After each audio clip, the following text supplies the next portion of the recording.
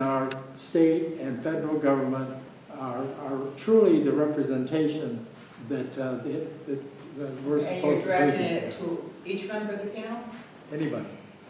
Go for it. I don't think I have a particular study on the top of my head on that topic, but I would say that there are lots of things that influence our legislators' decisions. And certainly the power of lobbyists is phenomenal and would outweigh my lone voice any day. You look at the issue of fracking, lobbyists were meeting with, Cuomo and his administration virtually every day. They had an office right downtown in Albany, but we won fracking. We won fracking because we banded together and we wouldn't give up. And so I have to believe that that is possible, that there is still some democracy left here in America to be had. So. We won the Keystone XL as well. So, it's a long slog, but they have to listen sometimes when we speak strongly enough. Sir? Is there a difference between blocking something like fracking or the Keystone Pipeline and trying to promote something that's initially a huge tax cost? Because we have to invest in, for example, the renewable energy. And it's not a quick turnaround. And how do we get those who are interested at the Assembly and Senate level, but are conservative in big government, conservative in spending money, and when it comes to the taxes, there's some where they're not going to be able to spend the money if they understand what's before you. Okay, so your question is directed to all just panelists. how do we get to that? Melissa? No, okay. I always start on the right. That tells you that I'm right hand dominant. Yeah, so I was thinking about that while you guys were talking about how many jobs can get created in the renewable energy field. The fact is, you're not an interest group if you're a potential job, right? You're only an interest group if you have a job in a union and a union lobbyist and a representative. So I think you're right. There's an asymmetry between potential beneficiaries and people who are hurt up front. And that's a challenge. And to me, that's actually one reason why something like the Bakken oil is something that you can get people interested in, not just because of global warming, which I worry a lot about, but because it's an immediate safety issue. So those issues where there's immediate interests as well as long-run interests are important. I would put some of the issues, as they're rebuilding after Hurricane Sandy, there are a bunch of things they can do that would fight climate change and also protect and remediate Hurricane Sandy. So there are some sweet spots that you can get started. One of the great things that's happened in the last few years is that in the fall they renewed the credit for wind and solar, so that for 5 years we have tax support in federal legislation for wind and solar. So that allows some businesses to take off and plan accordingly and make investments, and that creates that interest group that then has an interest in protecting clean jobs. So it's a trick, but it's not insurmountable, I would say. Get to the federal level? Yeah, that was a federal, yeah. Carol? This is difficult to answer because I'm not an economist, but our bill is predicated on that the free market will take care of this, and we are against subsidies to start up any new businesses, because as the price of fossil fuels and fossil fuel products becomes more expensive, people will say, hey, there's money to be made in alternative energy, in doing things differently. And that's the way the free enterprise system works. And so it's gonna happen naturally and slowly because we're just upping that fee a little bit every year. But people will get the message, hey, there's money to be made out there. I think you raise a really tremendous point, and I think it's difficult for anyone to think long-term, and that's the problem with this issue. Everybody wants to deal with the immediate threats, and it's a huge challenge. In our state, for example, we spend 3% of our state GDP, essentially, taking care of health costs associated with breathing fossil fuel pollution. Okay, it's $33 billion a year. So we could save $33 billion a year in healthcare costs. If we had a single-payer healthcare system, you could literally take that money from one pot and put it over here in the renewable energy pot, and there you go. You could get all kinds of stuff done. Our system isn't that simple. So some of that money will be recouped by our state over time, right? And so it is tremendously difficult. But the reality is that we will create jobs, which conservatives care about. They should be caring about keeping people healthy because it's a lot cheaper than dealing with people when they're sick. And so there are huge savings to be gained. And for me, I just try to keep focused on those aspects of the problem when I'm talking with people who are more conservatively minded. There was a question in the back. Sir? This is for Carol. On 8372, is that a carbon fee and dividend bill as well? I mean, what I'm asking is, are they taxing the carbon out of the ground, or are they taxing emission? They're taxing it out of the ground, but it's not a fee and dividend. Okay. It's a fee and tax credit. Okay, well, But probably, they don't call it any of that. yeah. but They I- mainly want to reduce our CO2 Okay. output here. Do I have follow-up? Yes, there were two people over here, I believe, had a second question. Did I miss anyone for their first question? Okay, there's one, and then I'll come right back to you, sir. Yes, ma'am. So, my question is for all the panelists. Since New York seems to be a national front for lobbyists against many of us, one of you mentioned something about, it was difficult to fight county by county, but do any of these make sense to fight county by county? Because you are going up against some big lobbyists in the state, and then, the legislative bodies. So, would it make sense that if several counties banded together, maybe 76-25 to stop that, then it starts making the legislatures start paying attention, just like that happened with the plastics and the, what was that that got banned up? The plastic, the microbeads, things like that. I mean, so it's a general question for the panelists, if any of these make sense for us to advocate and fight on a local level. Well, I'll start.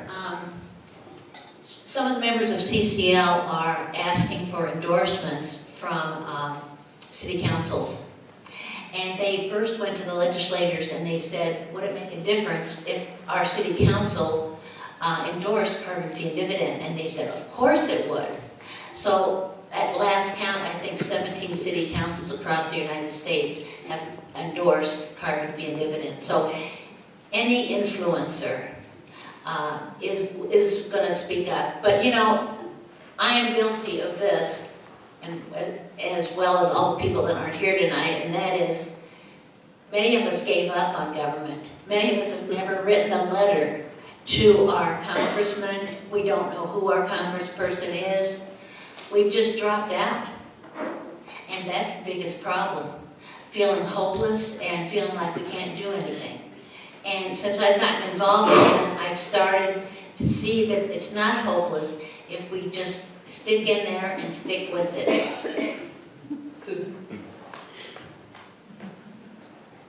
I think anytime we collectively raise our voice and say that we want something done, it's influential.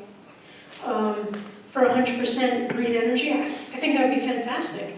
There are a couple initiatives going on around the state around clean electricity. In particular, one is called a CCA, where counties, Westchester County is starting and Sullivan County has applied to the Public Service Commission to be able to negotiate with sources of electricity so that they could guarantee low price, green, whatever their parameters are. So that's another avenue.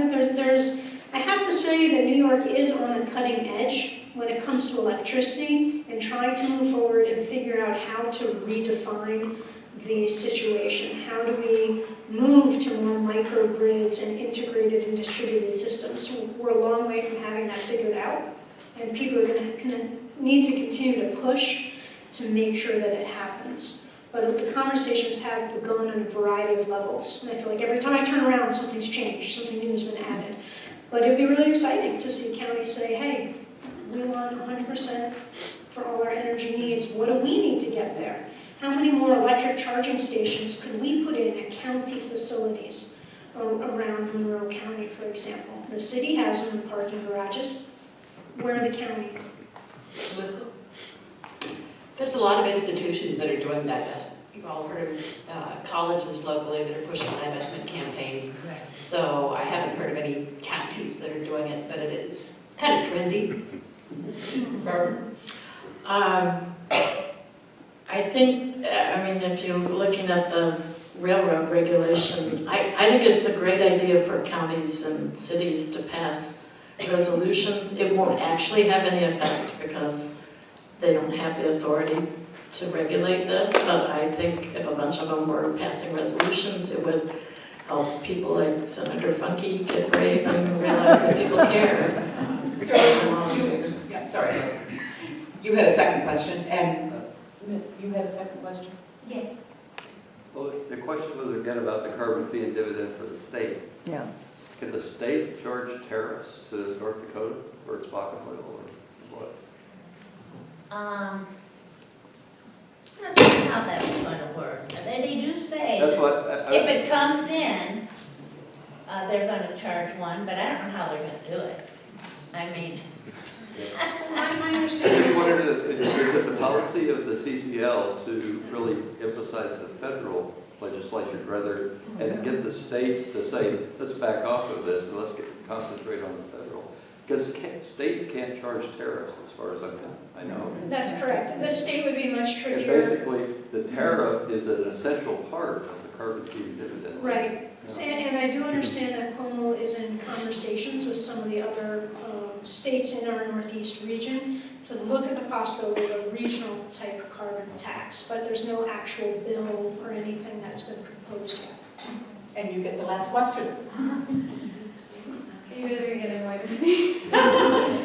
There's a lot of new nuclear technologies, some specifically that are going to be using nuclear waste that have actually operated like in the 1940s. If they were able to get it operational, are any of your groups going to get behind clean nuclear? I know.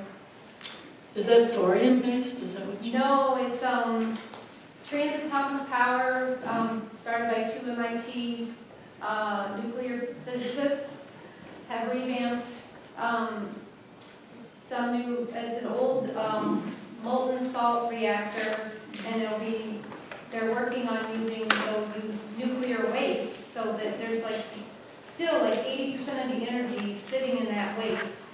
And it will produce a very small amount of waste, and it's also, they've devised a system that it won't have a meltdown, because if the energy shuts down, the salt will form around it and will stop the reaction, so that there's no potential for. Yeah, So your question is there any group up here that is?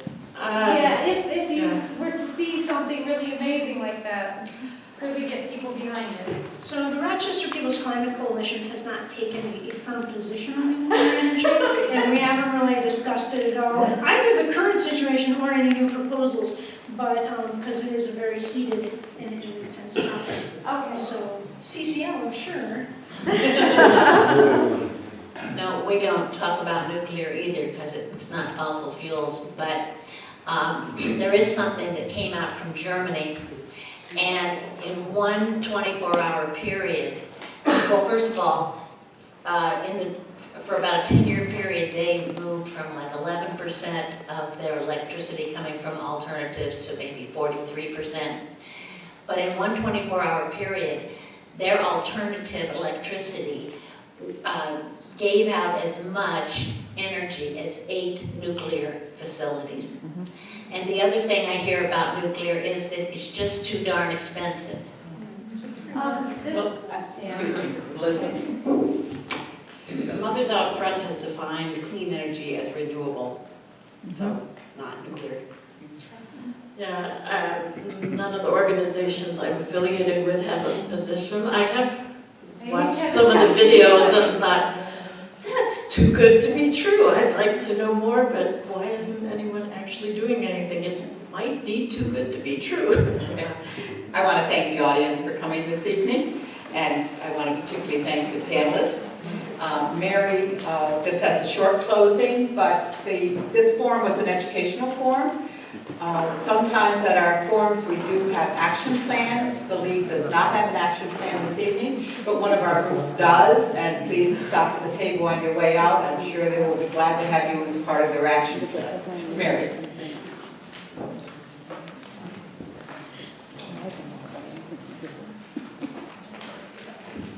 Thank you so much, Catherine. Thank you for joining us this evening for this important discussion. We're grateful to our excellent panel, Carol Camp, Melissa Carlson, Susan Hughes-Smith, and Barbara Grosh. We thank Brighton Town Hall for wonderful facilities here, and to all the members of our league, especially Carol Hoffman of our program committee, and all who made this forum possible. Our presenters have left some materials out in the entryway. Please stop there and look at them if you haven't on the way in.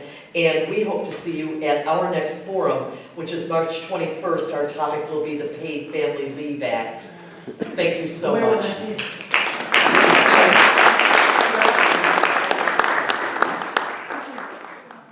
Carol, March 21st is... Oh, AAUW. On East Avenue. Yep. 7 o'clock. There will be more of a debate.